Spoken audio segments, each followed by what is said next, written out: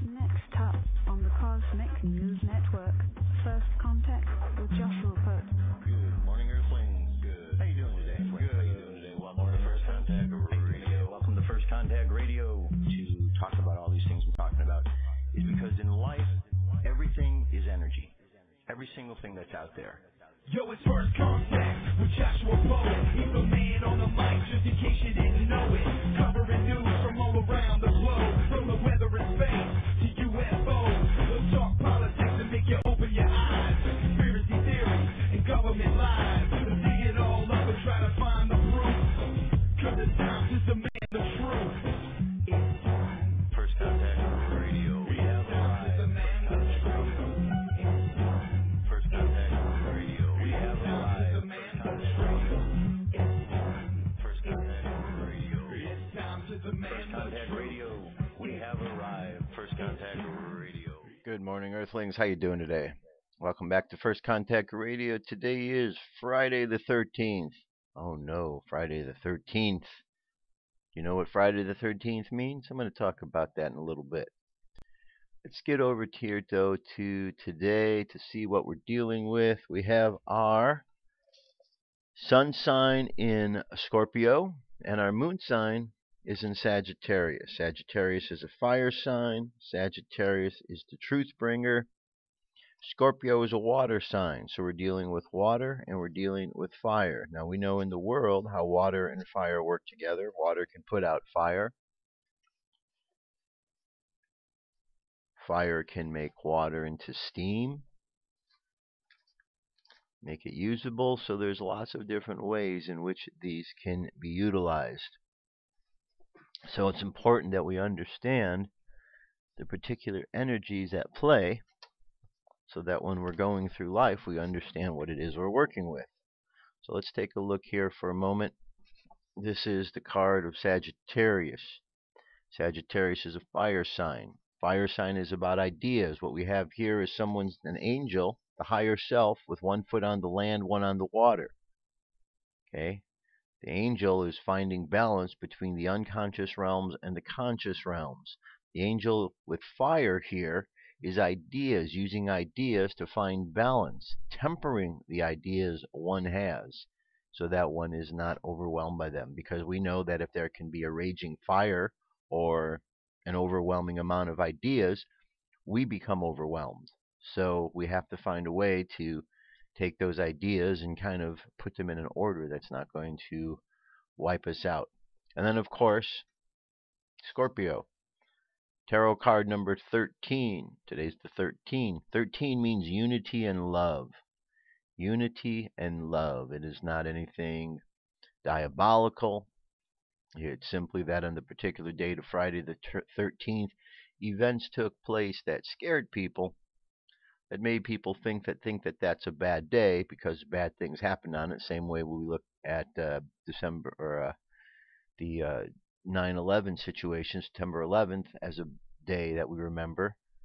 We remember the date of Friday the 13th because events happened involving different groups over the history of time. But nonetheless, the events aren't important at this time. It's understanding what 13 is about. Unity and love. In the Mayan oracle, as I'll point out in a few minutes, 13 is the cosmic tone. It's the one where we jump off into the next phase. Here we have a card that is dealing with emotions. Death is all about emotions. Water. Scorpio is a water sign. So we're dealing with death that is taking place on an emotional level, not a physical level, an emotional level. So that 13, if we look at like the zodiac, you have 12 signs, and in the middle you have the 13th position. Well, everything revolves around 13. 13 is a very important number, but our systems that we see in life, they seem to show us numbers other than 13. They show us a system of 12 months, when in actuality there's 13. So 13 is not a number to be afraid of. 13 is unity and love. We need to understand that and just allow this day to be what it's going to be and let people have their superstitions, I suppose. Just know the difference for yourself. The aspects that we're looking at is first at 11:12. Pacific time, Venus, imagination, is going to be in a sextile with Saturn, which is all about discipline. So we need to discipline that which we're imagining. Discipline is another way of saying focus. We want to focus our imagination. Mercury, communication, now is going to get in because everything is going to become expanded. Jupiter expands things. And then as we get to the evening, 5:55 p.m., the wounded healer Chiron is going to be dealing with a lesson with Sagittarius, truth. And that truth will help. You know the phrase, truth will set us free? Well, here's the truth will help to heal us, to understand what's really going on in the world. 6:22 p.m., a trine between Sagittarius, truth, and Uranus, unexpected changes or events, surprises. And then at 9:18 p.m., Jupiter's back in the mix, this time with Sagittarius, and a lesson to be learned about the expansion. Okay, the expansion of what's going on. You know, there's a lot going on in the world. Not everybody in the world is prepared to deal with all of the events that are taking place. Society has been quite dumbed down, and our sensitivities are heightened, so people are oversensitive to everything. And when things get expanded, sometimes those people that are so oversensitive can't take things being expanded too quickly. So therefore we need to be a little bit focused, we need to be a little disciplined, and we need to understand when we're dealing with others how much they're able to handle, so that we're not giving them more than they can handle. Because when we give somebody more than they can handle, they behave like somebody who has more than they can handle, overwhelmed, frustrated, angry. And so when trying to speak about issues in the world that are heavy issues, unfortunately, we have to kind of take a little bite at a time, a little spoonful at a time, because people are so sensitive these days that if you talk about an issue too much, it's too much for some people to deal with. You know, like the subject of racism. Sometimes you just bring up the subject racism and say the word itself, and people are like, oh, that's already too much. So we need to temper our emotions, temper our ideas. We need to find a way through the expansion of truth in the world that we're able to find our place of understanding within that. Okay? Now let's continue on here. On the Jewish calendar, today is the first day of a new month, the month of Kislev. The month of Kislev, and the daily thought for today is just do something. You have to do something when you choose. What you choose is not the issue, neither are all the little tricks and conniving. All that really matters is you do your job honestly as best as you can, using the talents and skills which your Creator blessed you. As He blessed you with these talents, so He will bless you in whatever you do.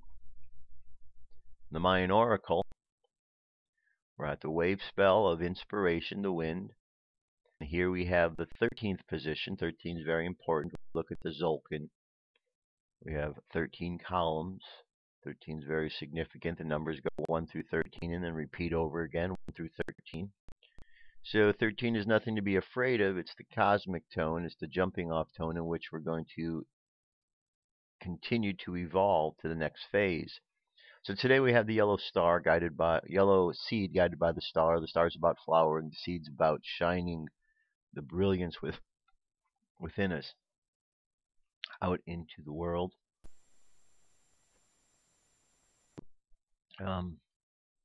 Like-minded energy is the eagle, which is vision. Hidden power is synchronicity, and our challenge is timelessness. The phrase for today is I activate in order to target bonding awareness. I seal the input of flowering with the electric tone of service. I am guided by the power of elegance. 4% waxing moon, going up to the full moon. Solar wind, 423.1 kilometers per second. Planetary K index is quiet. Coronal holes, we have some up there, but nothing directly facing the Earth. To be affected by M-class flare, possibility at 5%. X-class at 1. Geomagnetic storm activity is increasing in the mid-latitudes from 30 to 40. 10 to 20 in the upper latitudes from 40 to 55. So things are increasing. And finally, looking up at the sky tonight, about 8 or 9 p.m. this week, the Great Square of Pegasus stand in its level position very high towards the south. It's straight overhead if you're at the latitude of Miami. Its right side points far down towards Formal Hut. Its eastern side points down less directly towards Beta Cedae, not as low. If you have a very good view down to a dark south horizon, and if you're further down than roughly New York or Denver, picture an equilateral triangle with Formal Hut and Beta Cedae forming its two corners near where the third comer would be the Alpha Phoenicius or Ankara in the constellation of Phoenix. Its magnitude 2.4, not very bright. Okay, so there you go. That's what we're dealing with today, cosmic weather. So plan accordingly as you go out into the world. Emotions are running high. Truthfulness is in the air. We need to keep our emotions in check and be brave enough to explore the truthfulness that is being presented to us. All right? Let's jump away. I'll be right back. UFO News is up next. It's time for the UFO News with Joshua Poet. All right. Thank you very much, Dirk. Today, 4 stories. Story number 1 comes to us from Portugal. We have a little black object in the sky over Portugal neighborhood on the 12th. Spinning UFO was seen over Portugal this week. Many UFOs have been seen in the past with the spinning motion. Once over a football game on live TV. The UFO in Portugal looks very similar. Okay. Video itself 52 seconds.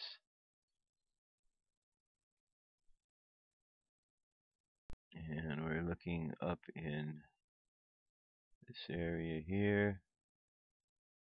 The object in question.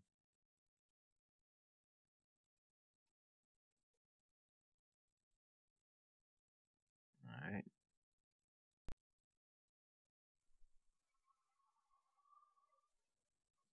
Alright, I'm leaving the link available so you can check it out. Now, UFO mystery deepens in Antarctic as researchers discovered tanks in alleged alien crash site. The discovery of crash site and wreckage of an extraterrestrial ship was downed in the Antarctic has made headlines earlier this year. Valentin Detrev from Nizhny Tagil city in central Russia says he found the unidentified ground object using Google Earth Online.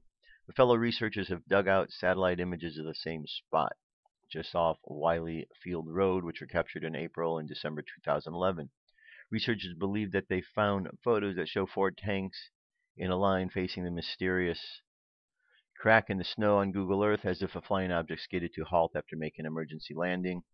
Mr. Degrev is convinced that the large unidentified object must have been the result of a UFO crash at least 3 years ago, as it is still half buried in the ice of Antarctica. He says that it is the realest UFO in its most classic shape in the endless ice desert. Okay. We have a story about a police officer who used special drug surveillance telescope to view UFO back in '78. Retired RCMP officer remembers Clarenville UFO experience. It's late October and the streets will soon be filled with ghosts, goblins, and all kinds of paranormal creatures. But most millennials probably aren't aware of Clarenville is home to its own supernatural experience some 3 years ago. Though according to the movies, kindly government officials dressed in black usually wipe out memories of this sort of thing. They didn't get to Constable Jim Blackwood and a dozen others locals that happened to bear witness to a strange cigar-shaped aircraft hovering over a random island in October 1978. When the 25-year-old Blackwood responded to the call from the group of Marine Drive, he assumed that it was a simple case of the guys getting into the moonshine and letting their imaginations run wild. But what Blackwood ended up seeing made him a minor celebrity and the subject of ridicule on the force, so much so that after leaving Clarenville he rarely spoke of the incident. I went down to the craft was hovering between Clarenville and Random Island, right over the water. It was only a couple of 100 feet off the water. was there for 2 hours before it left, and now retired Blackwood told the packet from his home in Nova Scotia. I activated the roof lights of my police car, and it activated lights at the same time. Chester Lindbergh and his wife were among those gathered underwater. They asked him why he would do such a thing. He explained that he was trying to make contact. He said he didn't want to make contact and didn't want to know what it was there, and then it took off. All right, it says using a special telescope for drug surveillance, the one skeptical Blackwood had an up-close view to something he can't explain to this day. Chester had binoculars, but this thing was a lot better with 60 times the magnification. I got to see it up close. It didn't come any closer to us, and it started to leave. It went up slow, taking forever to rise, then vroom, gone like a shooting star. And one last story here. This has to do, it says, Professor says a star might be powering an advanced extraterrestrial civilization. Brian Cox, a theoretical, has theorized that an advanced alien civilization could be responsible for the bizarre behavior of the KTC star that sent the internet into meltdown a few weeks ago. In an interview with BBC Radio's 6 Breakfast Show, he used Dyson's sphere theory to explain why it would not be horrendously surprising to think that the star might be powering another civilization. Experts from the SETI Institute have also shed light on the star's behavior, explaining that it's quite likely due to the nature and not alone. It's a thing called the Dyson sphere, which is where an ultimate advanced civilization basically surrounds their whole star in a sphere of solar panels, which would get very this energy from the star, so they could build their big space for an interstellar civilization. Anyway, there's more to the story. I'm going to leave this for you to check out. I'm going to jump away, as I always do at this time, just for a few moments so you can check out a song. How about today you check out the song Confirm or Deny? Here we go. I have come here to chew bubblegum and kick ass. And I'm all out of bubblegum.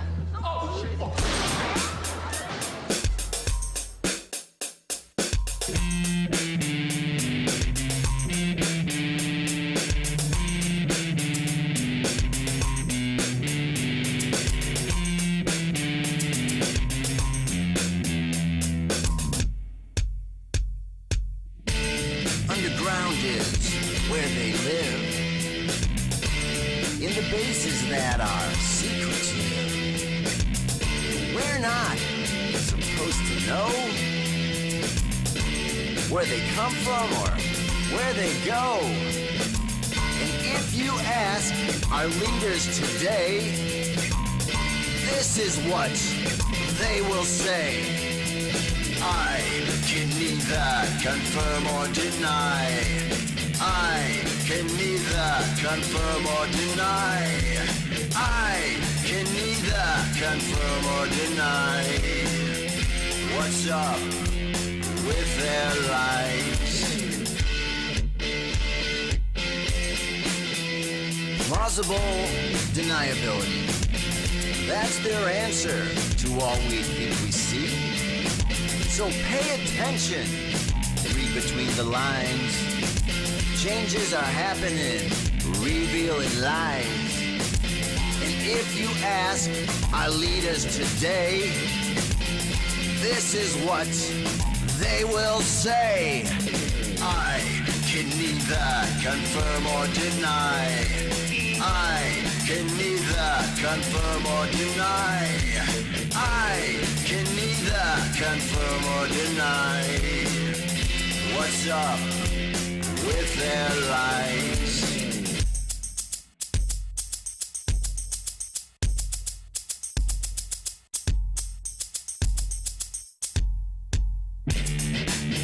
Now, underground is where they live.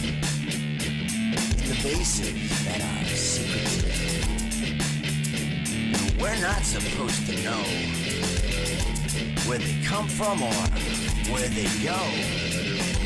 And if you ask our leaders today, this is what they will say.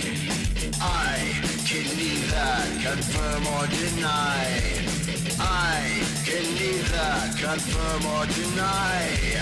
I can neither confirm or deny what's up with their lives. I can neither confirm or deny. They can neither confirm or deny. It's time for them, confirm or deny. No more secret lies. I don't know about you, but I can't stand it anymore. I know what I saw.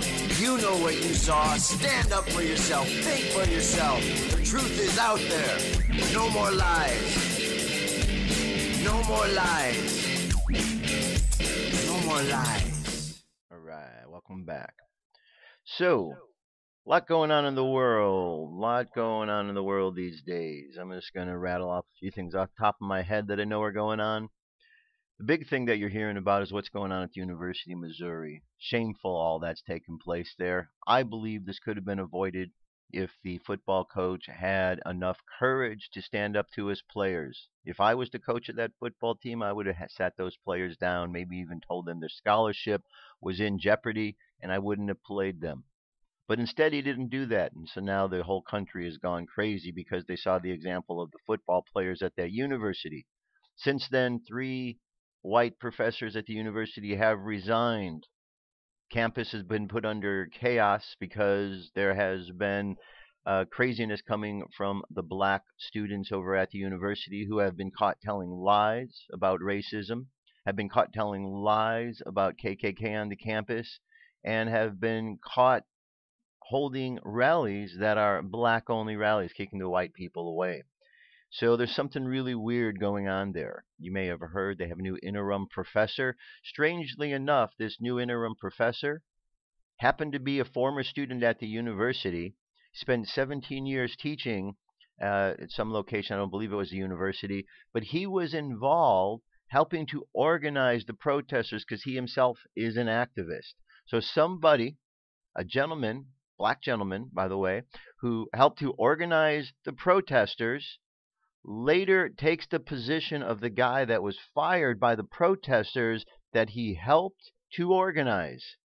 Do you see something that seems a little bit weird? Now, universities across the country want to follow suit, and they are inspired by what went on at the University of Missouri, inspired by the lie that took place. Now, it's easy to look at the situation and get upset. Then you think about it and you realize these are young children, 18, 19, 20, and 21. Young kids who don't know what's going on in the world. Young kids, millennials, oversensitive about everything that happens. If the wind blows the wrong way, they might cry because they're too oversensitive for the world.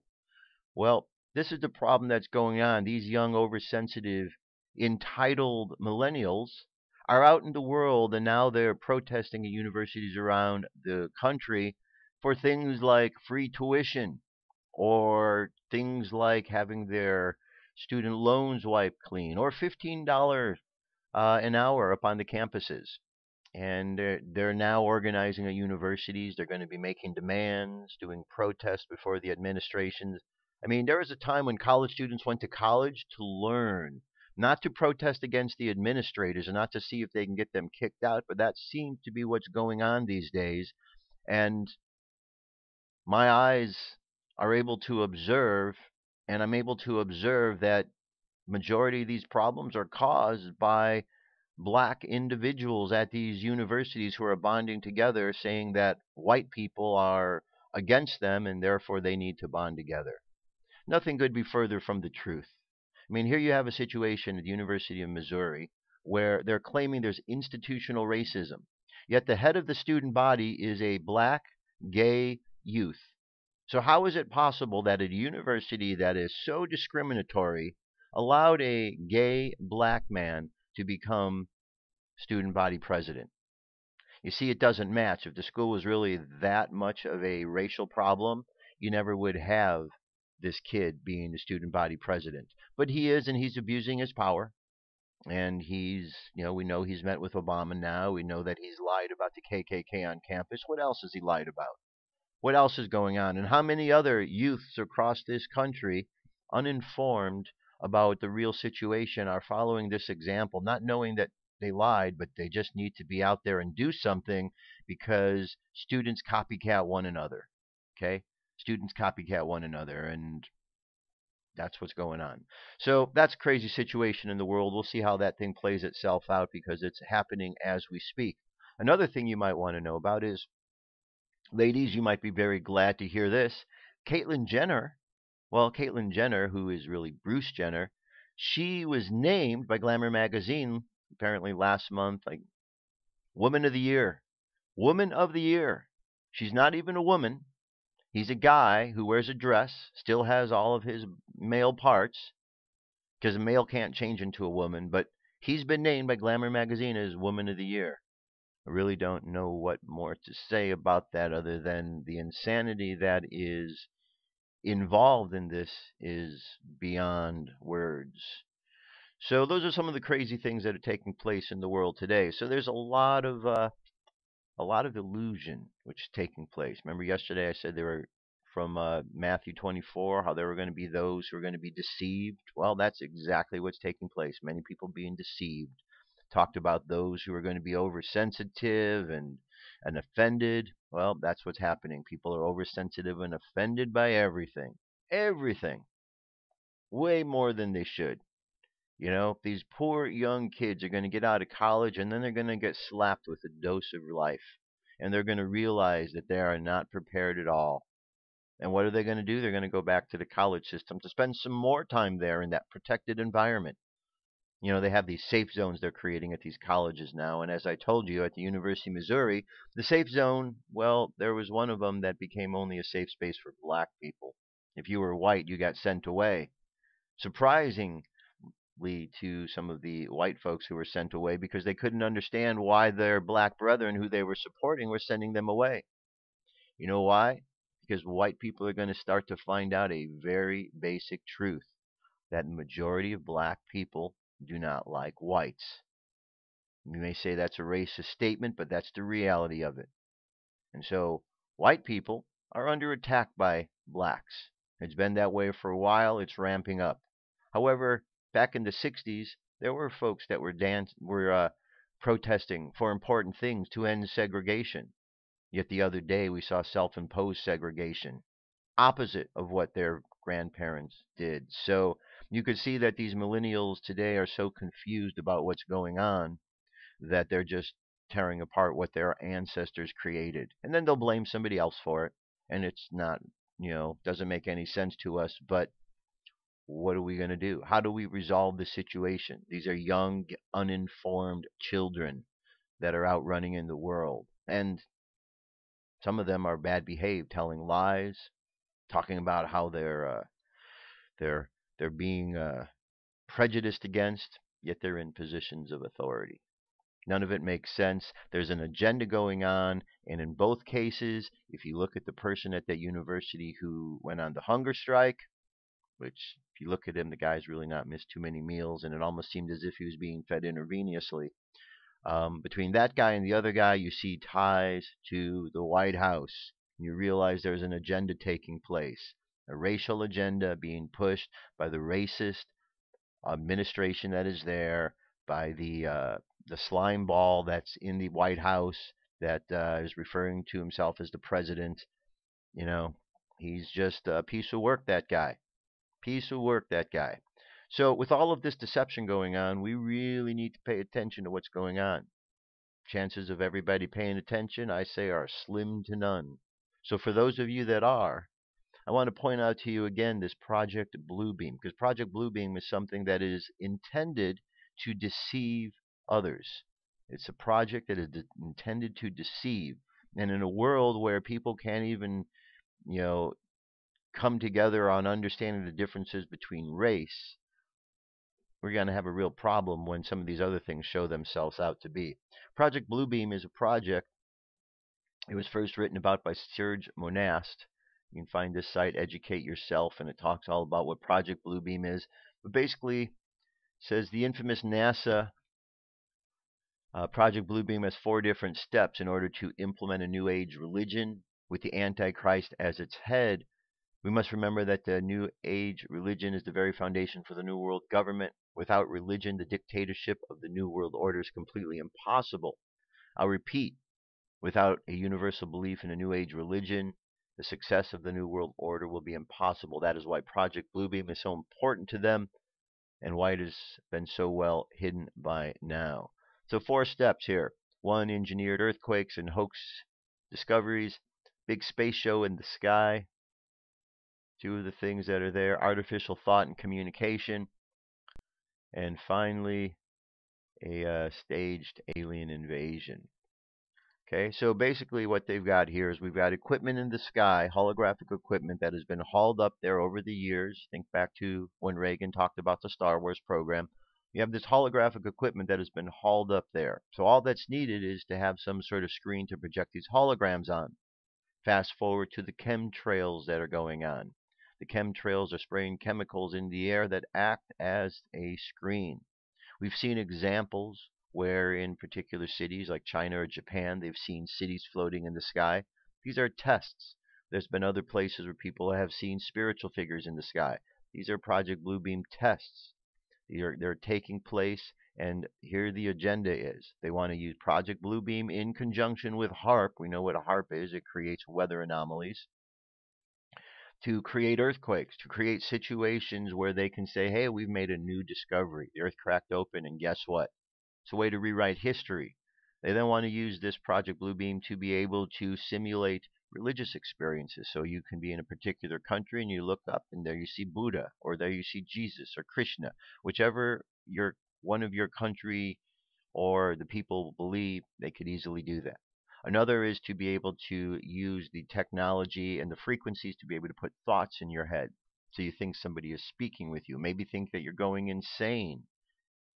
But to use this technology on people, we already know this exists because there's examples of it in the world of this type of technology. One example was in New York where they had a movie, I think it was Paranormal, and people would walk by the big sign and they would hear a whispering, noise, and people were kind of weirded out by the whole thing, and then they discovered it was an advertising gimmick, but it was such a way that whenever they walked by the sign, they would hear these whisperings in their head because of the way the technology was set up.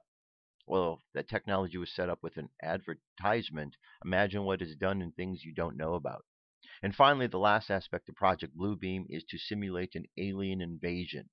And that's the biggest challenge I think we're going to need to deal with these days. We see lots of sightings reported. Some of the sightings are real, many of them not real. We have all sorts of fake stories that are out there. We have people faking stories and filming them, so we really have to look closely at what's being reported. But in all of this, we do hear stories that seem to be as if extraterrestrials are being introduced to the world, as if the idea of something like this is being introduced. So what is this leading up to? Well, perhaps it's leading up to a staged alien invasion. A staged alien invasion. Why would they stage an alien invasion? Well, with the world going crazy and people not trusting the governments, what's the best way to get people to trust your governments again? Have an outside influence like an alien invader who's going to attack, and then everybody bonds together to get with their leaders to be able to destroy these aliens. But what if it's a lie? What if the aliens aren't coming to hurt people? What if they are there to actually help the people? Therein lies the problem. So if the people are convinced that these aliens who are really here to help them, if they're convinced that they're here to hurt them, then the people might take action against them. And therefore, the ones who are coming to help aren't going to be able to help because they're going to be hindered. So we need to really understand where this brainwashing is taking us, and is it helping us at all? Well, I'm going to bring forth another story here to kind of illustrate my point. This is from the Book of Enoch. You've heard me read from the Book of Enoch a number of times. It is a book that didn't make it into the Bible for various reasons, and I'm going to show you why I believe that is in this first chapter. Chapter 1 of Book of Enoch says at the very beginning, the words of the blessings of Enoch, wherewith he blesses the elect and the righteous who will be living in the day of tribulation, when all of the wicked and the godless are to to be removed. And he took up his parable and said, Enoch is a righteous man whose eyes were opened by God. He saw the vision of the Holy One in the heavens, which the angels showed him. And from them I heard saying, and from them I understood as I saw, but not for this generation, but for a remote one which is to come. Concerning the elect I said, and I took up my parable concerning them. The Holy One will come the Holy Great One will come forth from his dwelling, and the eternal God will tread upon the earth, even on Mount Sinai, and appear from his camp, and appear in the strength of his might from the heaven of heavens. And all shall be smitten with fear, and the watchers shall quake, and great fear and trembling shall seize them unto the ends of the earth. Here, ends of the earth. How do you have ends of the earth if the earth is round? And the high mountains shall be shaken, and high hills shall be made low, and shall melt like wax before a flame. And the earth shall be rent in sunder, and all that is upon the earth shall perish, and there shall be a judgment of all men. But with the righteous he will make peace, and he will protect the elect, and mercy shall be upon them. And they shall all belong to God, and they shall be prospered, and they shall all be blessed. And he will help them all, and light shall appear unto them, and he will make peace with them. And behold, he cometh with 10,000s of his holy ones to execute judgment upon all, and destroy all of the ungodly, and to convict all flesh of all the works of their ungodliness, which they have ungodly committed, and all of the hard things which ungodly sinners have spoken against him. So I bring this up to you for one reason alone. At the beginning of this chapter, who do they say are going to be removed? The wicked and the godless. Who are the wicked and the godless? Well, those are the ones who are running the governments and the religions. These are the ones who are saying we need to be afraid of these aliens because they're going to come and get us. No. They're not coming to get us. They're coming to get the wicked and the ungodly. So we need not to be deceived by staged events that are meant to make us feel that the aliens, those up there, our space brothers and sisters, are coming down to get us. Because just think about it for a minute. Why have they waited? If they were going to come down and dine upon us, make this a great feast, what are they waiting for? Are they waiting for our technology to become even better so that they can have to fight against us and struggle against us more? That doesn't make any sense. Wouldn't you, if you were going to invade someplace, wouldn't you invade when they were the weakest? Therefore, why would you wait till they could build up their arsenal of weaponry against you? You wouldn't. So the whole thing, when you really sit down and think about it using common sense, it starts to make you realize that, wait a minute, the things that they're saying don't make any sense, because if they were going to attack, they would have done so. But throughout history, we have repeated stories of assistance given from the other realms. Not attacks, not invasions. The only invasions that are taking place are down here on this world, down here on planet Earth, from one country to the next, or sometimes one country within itself, like is what is going on here in America, where Obama is the enemy and he's bringing all the enemies to attack America. It's strange how Americans don't see this, wondering why we're having such problems, but when you have the Antichrist running the show in America, of course you're going to have problems. Yes, I do believe Obama's the Antichrist. Yes, I believe he's an evil, evil man. And yes, I believe that we have some challenges we have to deal with. But in order to deal with them, we have to be strong and faithful. And if you're going to buy into all of the BS they have to tell you, then you're going to have to deal with the BS, because that's all it is. Get right with God, trust God, and that is the secret to everything that is necessary. All right, here we're going to switch gears. Is a conference you might be interested in attending. It's called the Superpower Activation Conference. It's going to happen February 20th in Sarasota, Florida. The focus of the conference is healing, activating your DNA and superpowers, recognizing and practicing your superpowers, and merging with your light body. Our goal is to help you become super healed and super informed. The conference will start at Sarasota's premier event venue, the Devon, in Sarasota, Florida, in the Carlisle Room. The venue is about 2 miles to the 99% quartz sand crystal of Sierra Key Beach. The event price includes 7 high vibrational speakers and a variety of vendors. Seating is limited to 150 tickets, and online registration is mandatory. No cash sales at the door. Here we have the list of speakers. Greg Prescott, Vin 5D, Michelle Walling, certified holistic coach, also speaker and writer at In 5D, Carrie Ellis, author of the 21st Century Superhuman, Candace Craw Goldman, QHHT expert and community leader, Diane Canfield, ascension teacher, psychic and medium, Darcy Hotchkiss, author of Bioenergy Healer, Zoran Hoschetter, master bioenergy healer, and here's a list of the events. So if you are looking to activate your superpowers, find a way to activate them, then perhaps you might want to be out in Sarasota, Florida on the 20th of February next year.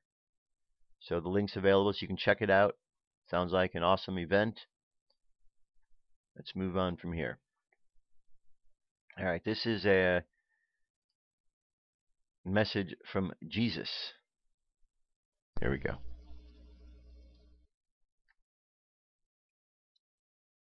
Jesus. Neither separation nor living without God are remotely possible. November 1st, 2015, by John Smallman. Jesus. Humanity's journey towards a collective awakening is moving perfectly along, just as divinely planned. The tsunami of love is irresistible, irrepressible, and utterly insistent. It is being heard, felt, embraced, and welcomed into millions of hearts all across the world. The mainstream media may appear to be getting ever more raucous as it continues in its attempts to instill fear with its stories on calamities and catastrophes, but in truth, the tsunami of love is changing everything as more and more of you welcome it into your hearts and daily set the intention to be only loving, whatever may arise. You can only change yourself, as you well know, but because so many of you are now doing just that every day, the effects are miraculous. The power of love is infinite, but because you have free will you can refuse to engage with it. Over the eons you have denied it, engaged with it, denied it, and engaged with it innumerable times, and finally in this present age, you have collectively chosen to engage fully with it as you let go of the doubts and fears that have been endemic. There is now no way that you can backslide. The tipping point where that was still a possibility is long past. Only humanity's long-sought awakening is now possible, because it is the only possibility. Anything else, any other apparent possibility is utterly illusory. And you are releasing your grip on the illusion because you have realized that you do not need it, that it is not serving you. Love is all that exists. God is the field of love, the field of divine energy in which all that He creates has its eternal existence, without break or interruption. There is nowhere else, and there is absolutely no need for anywhere else because no one needs or could ever possibly need anything that He has not already provided. Separation, the illusion, was an attempt to live without God, and neither separation nor living without God are remotely possible. So all that is required of humanity, of all of God's children, is that they awaken from the dream or nightmare that has apparently caused them so much suffering, and that awakening is inevitable. Your beingness, your nature, what you are, is love, which is inextricably and eternally connected to your source. That truth alone is all that you need to know, remember, and focus upon.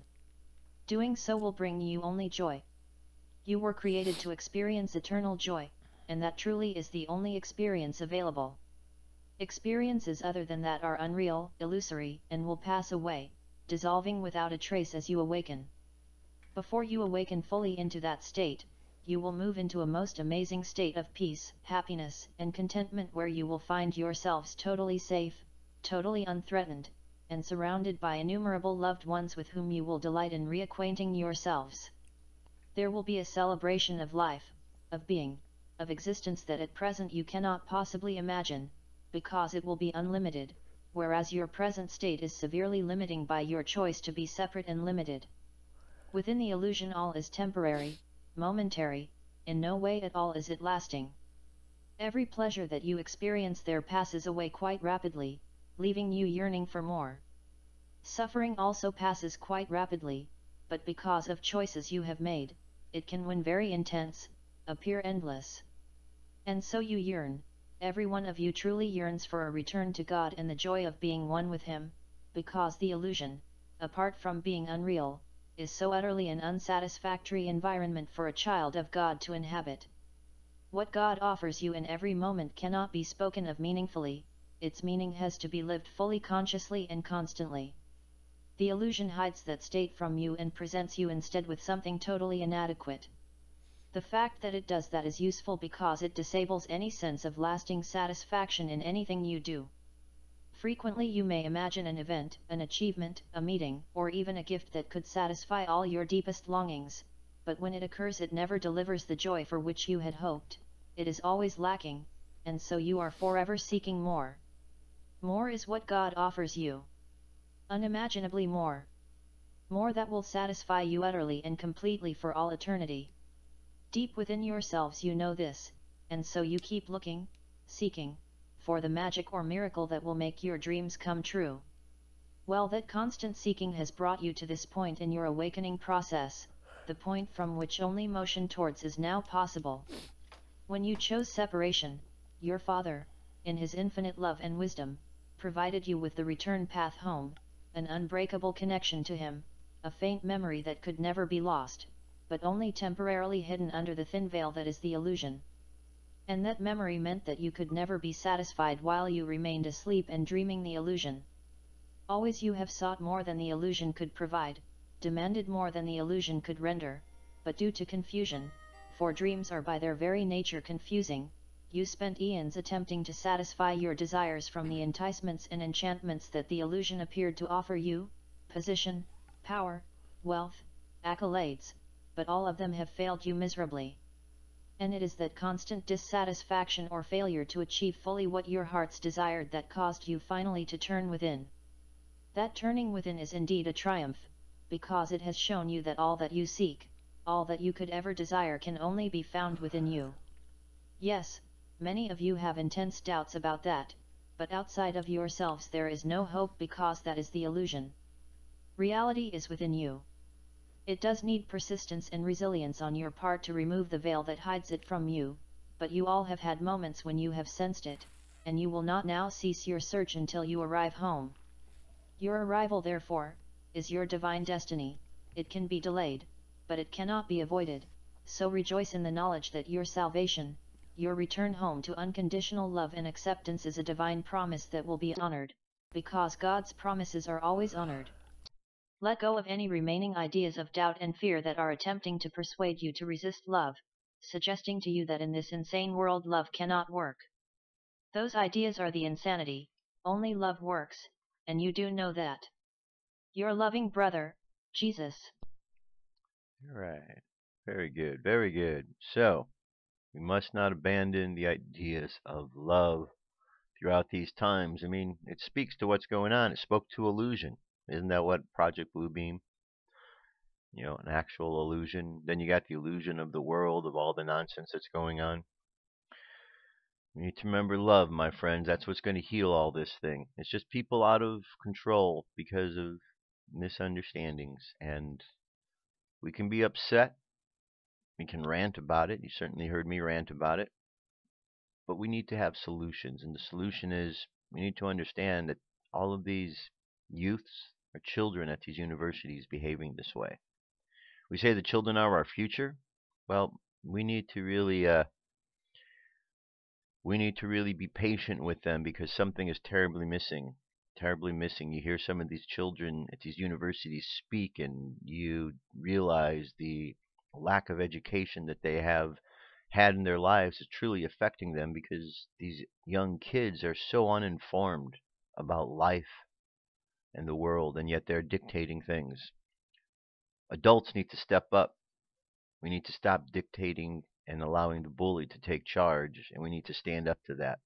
And if you're offended by that out there, well, then you need to take a look at that because nobody should be offended by being told to stand up to the bully. And if you are, then you might as well just go find a place to hide because I don't know how you're going to get through life if you have that much fear. Just got to find a way to let it go. All right, let's look at the Warrior of the Light for today. We're at page 129. There is such thing as emotional rubbish. It is produced in the factories of the mind. It consists of pain and has long since passed. and is no longer useful. It consists of precautions that were important in the past but serve no purpose in the present. The warrior has memories too, but he learns how to separate the useful from the unnecessary. He disposes his emotional rubbish. The companion says, "But that's part of my history. Why should I jettison feelings that mark my very existence?" The warrior smiles, but he does not try to feel things that he no longer feels. He is changing, and he wants to feel the feelings that keep him in place. And isn't that part of the issue right now? We have large groups of people talking about events and having feelings about events that happened a long, long time ago. In many cases, events that are being discussed by these younger kids are events that didn't happen in their lifetimes. Their lives haven't been affected by such things, and yet they still talk about them. Obviously, there's some pain within there, and I would say that the parents of these children are equally responsible for not taking charge. So that's important to do. All right, meditation for today. Close your eyes, take a deep breath, and exhale. Take another deep breath, and exhale again. Now, let's just imagine walking down the street, and we see all of these people in the world, these young people at the colleges, and we see them in angst and angry and upset and more than anything else, confused. So we imagine right now sending like rain upon all of them. And let's imagine this rain the color of the third eye, indigo. And let's imagine this indigo colored rain falling upon all of these students' heads. And in this, their third eyes become open. They begin to see through the illusion, and in the end, they realize the error of their ways. Let's imagine that these students realize the mistake of fighting against one another because of the color of their skin. Let's realize the error, the students understanding the error of their ways and trying to oust good teachers and professors who are there to help them. And let us imagine sending strength from the heart chakra green to each and every one of these students around the campus, that they might move past their inner fear, and that they might believe in themselves enough to be able to let go of the pack mentality that they are involved in. And let's expand this out further, and let's just imagine sending love into the world, and let's imagine those who are causing problems in the world. The administrations, the politicians, let's imagine send the love to them, and let's imagine that those who do not accept this love, let's just imagine them completely disappearing off the face of earth instantly, because love completely wipes them out of the mix. Because love itself, when not allowed into a heart, becomes a detriment to that individual. They fight against it because they are fighting against their own nature. So let's just use love as a force that we know is going to remove the evil and accentuate the good.